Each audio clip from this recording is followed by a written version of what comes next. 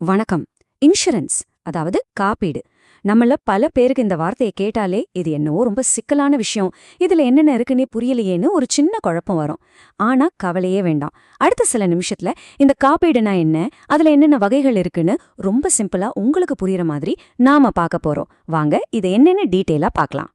நம்ம லைஃப்ல நாம எதிர்பார்க்காத நேரத்துல திடீர்னு ஒரு மெடிக்கல் எமர்ஜென்சி இல்லைன்னா வேற ஏதாவது ஒரு பெரிய செலவு, இந்த மாதிரி ஒரு நிதி நெருக்கடி வந்தா என்ன பண்றது?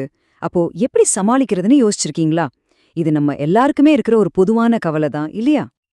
அந்த கேள்விக்கு ஒரு சரியான பதில்தான் இன்சூரன்ஸ்.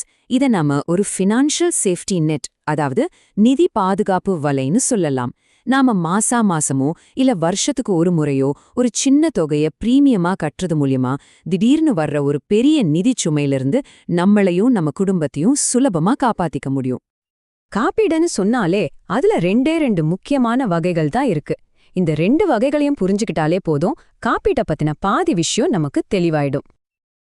அந்த 2 வகைகள் என்னன்னு பாத்தீங்கன்னா, ஒன்னு லைஃப் இன்சூரன்ஸ் அதாவது ஆயுள் காப்பீடு, இன்னொன்னு ஜெனரல் இன்சூரன்ஸ் அதாவது பொது காப்பீடு.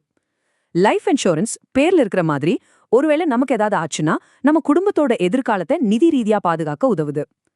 ஜெனரல் இன்சூரன்ஸ்னா நம்ம உயிரோட இருக்கும்போதே நம்மளோட சொத்துக்களை, நம்ம ஹெல்த்த, நம்ம வண்டிய, இப்படி மத்த எல்லாத்தையும் பாதுகாக்கிறதுக்கு. சிம்பிளா சொல்லணும்னா, ஒன்னு நம்மளோட ஆப்சன்ஸ்ல நம்ம குடும்பத்துக்கு, இன்னொன்னு நம்ம பிரசன்ஸ்ல நமக்கும் நம்ம உடைமைகளுக்கும். சரி, முதல்ல நாம லைஃப் இன்சூரன்ஸ் பத்தி கொஞ்சம் ஆழமா பார்க்கலாம். நம்ம குடும்பத்தோட எதிர்காலத்தை பத்தி யோசிக்கும்போது இது ரொம்ப ரொம்ப முக்கியமான ஒரு விஷயம். லைஃப் இன்சூரன்ஸோட மெயின் ஐடியாவே என்னன்னா, குடும்பத்துல சம்பாதிக்கிற நபருக்கு திடீர்னு ஏதாவது ஆனா கூட அந்த குடும்பத்தோட நிதி நிலைமை எந்த விதத்திலையும் பாதிக்கப்படக்கூடாது. இதுல நிறைய வகைகள் இருந்தாலும் ரொம்ப பேசிக்கான, அதே சமயம் ரொம்ப முக்கியமான ஒரு வகைதான் டேர்ம் இன்சூரன்ஸ். இந்த டேர்ம் இன்சூரன்ஸ்லயே நம்ம தேவைக்கேத்த மாதிரி 3 முக்கியமான வகைகள் இருக்கு. முதல்ல லெவல் டேர்ம். இதுல நீங்க பாலிசி எடுக்கும்போது என்ன கவரேஜ் தொகையோ அதேதான் கடைசி வரைக்கும் இருக்கும், எந்த மாற்றமும் இல்ல. ரெண்டாவது இன்க்ரீசிங் டேர்ம். இப்போ பணவீக்கம், விலைவாசி எல்லாம் வருஷம் ஏறிட்டே போகுது இல்லையா, அதுக்கேத்த மாதிரி நம்ம இன்சூரன்ஸ் கவரேஜும் ஒவ்வொரு வருஷமும் குறிப்பிட்ட சதவீதம் ஏறிட்டே போகும். மூணாவது டிக்ரீசிங் டேர்ம். இது யாருக்கு ரொம்ப யூஸ்ஃபுல்லா இருக்கும்னா, ஹோம் லோன் மாதிரி பெரிய கடன் வாங்கினவங்களுக்கு. வருஷம் நம்ம கடன் குறையறதுக்கு ஏத்த மாதிரி நம்ம இன்சூரன்ஸ் கவரேஜும் குறைஞ்சிட்டே வரும். ரொம்பவே ஸ்மார்ட்டான பிளான் இது. லைஃப் இன்சூரன்ஸ்னா வெறும் டேர்ம் பிளான் மட்டும் இல்லைங்க. நம்ம வாழ்க்கையோட ஒவ்வொரு முக்கியமான கட்டத்துக்கும் ஒரு சொல்யூஷன் இருக்கு. உதாரணத்துக்கு, உங்க குழந்தையோட படிப்பு, கல்யாணம்னு பெரிய செலவுகளுக்கு இப்பவே பிளான் பண்ணணுமா? அதுக்கு சைல்ட் பிளான்ஸ் இருக்கு. ரிட்டையர்மெண்ட்டுக்கு அப்புறம் மாசம் ஒரு வருமானம் வேணுமா? அதுக்கு பென்ஷன் பிளான்ஸ் ஹெல்ப் பண்ணும். இல்ல எனக்கு இன்சூரன்ஸ் கவரேஜும் வேணும், கூடவே சேமிப்பும் வேணும்னு நினைச்சீங்கன்னா அதுக்கு என்டோமென்ட் பிளான்ஸ் ஒரு சூப்பரான ஆப்ஷன். ஓகே, இப்போ லைஃப் இன்சூரன்ஸ் பத்தி பார்த்தாச்சு. அடுத்து 2வது பெரிய வகை, அதாவது ஜெனரல் இன்சூரன்ஸ் பத்தி பார்க்கலாம். இது நம்ம சொத்துக்களையும் நம்ம ஆரோக்கியத்தையும் பாதுகாக்கிற ஒரு கவசம் மாதிரி. ஜெனரல் இன்சூரன்ஸ்னா என்ன? சிம்பிளா சொன்னா லைஃப் இன்சூரன்ஸை தவிர மத்த எல்லாமே இதுக்குள்ளதான் வரும். இதுல நம்ம எல்லாருமே கட்டாயம் தெரிஞ்சுக்க வேண்டிய, எடுத்திருக்க வேண்டிய ஒரு பாலிசி இருக்கு. அதுதான் ஹெல்த் இன்சூரன்ஸ், அதாவது மருத்துவ காப்பீடு. நம்ம பெரியவங்க சொல்லுவாங்க இல்லையா, நோயற்ற வாழ்வே குறைவற்ற செல்வம்னு. அந்த செல்வத்தை பாதுகாக்கிறதுக்கு தான் இந்த ஹெல்த் இன்சூரன்ஸ். யோசிச்சு பாருங்க, திடீர்னு ஒரு ஹாஸ்பிட்டல் செலவு வந்தா நம்ம வருஷக்கணக்கா சேமிச்சு வச்ச பணம் எல்லாம் ஒரே நாள்ல கரைஞ்சிடும்.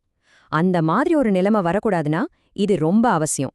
இதுல உங்களுக்கு மட்டும் தனியா எடுத்துக்கலாம், இல்ல உங்க மொத்த குடும்பத்துக்கும் சேர்த்து ஃபேமிலி ஃப்ளோட்டா பிளான் எடுக்கலாம், இல்லனா சில குறிப்பிட்ட பெரிய நோய்களுக்கு மட்டும் கவர் பண்ற மாதிரி கிரிட்டிக்கல் இல்னஸ் பாலிசியும் எடுக்கலாம்.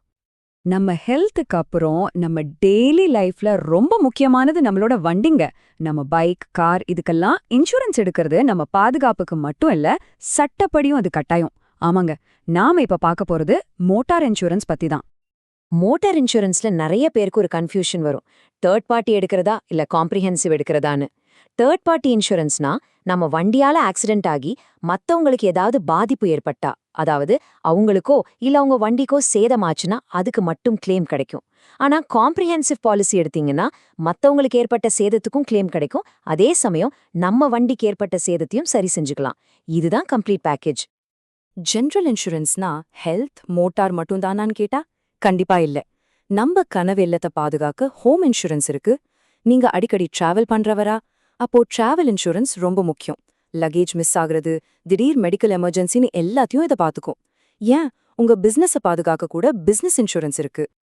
சரி, இப்போ இவ்ளோ இன்சூரன்ஸ் வகைகள் இருக்கு. இதுல நமக்கு எது சரி, அதை எப்படி கரெக்டா செலக்ட் பண்றது? வாங்க பார்க்கலாம். ஒரு 3 சிம்பிள் ஸ்டெப்ஸ் ஃபாலோ பண்ணாலே போதும். ஸ்டெப், உங்க தேவைகளை சரியா கணக்கிடுங்க. உங்க குடும்பத்துக்கு எவ்ளோ நிதி பாதுகாப்பு தேவைப்படும்னு முதல்ல முடிவு பண்ணுங்க. 2வது, 4-5 கம்பெனிகளோட பாலிசிகளை ஒப்பிட்டு பாருங்க. பிரீமியம் எவ்ளோ, என்னென்ன கவர் ஆகுதுன்னு எல்லாத்தையும் செக் பண்ணுங்க. 3வது ஸ்டெப், இது ரொம்ப ரொம்ப முக்கியம். அந்த கம்பெனியோட கிளைம் செட்டில்மெண்ட் ரேஷியோவை பாருங்க. அதாவது வர்ற 100 கிளைம்ல அவங்க எத்தனை கிளைமை சரியா செட்டில் பண்றாங்கன்னு ஒரு கணக்கு இருக்கும். இந்த ரேஷியோ அதிகமா இருந்தா அந்த கம்பெனி நம்பகமானதுன்னு அர்த்தம். நிறைய பேர் இன்சூரன்ஸ் பிரீமியத்தை ஒரு செலவா பாக்குறாங்க. ஆனா உண்மை அது இல்ல, அது ஒரு முதலீடு. உங்க எதிர்காலத்துக்காகவும் உங்க குடும்பத்தோட பாதுகாப்புக்காகவும் எல்லாத்துக்கும் மேல உங்க மன நிம்மதிக்காகவும் நீங்க செய்யற ஒரு முக்கியமான முதலீடு. அப்போ உங்க நிதி பாதுகாப்பை உறுதிப்படுத்த நீங்க தயாரா? இந்த விஷயங்கள் எல்லாம் தெரிஞ்சுக்கிட்டதுக்கு அப்புறம் உங்களுக்கான சரியான இன்சூரன்ஸை தேர்ந்தெடுக்கிறதுக்கான முதல் அடியை நீங்க எடுத்து வைப்பீங்கன்னு நம்புறேன். மறக்காதீங்க, உங்க பாதுகாப்பு உங்க கையில தான் இருக்கு.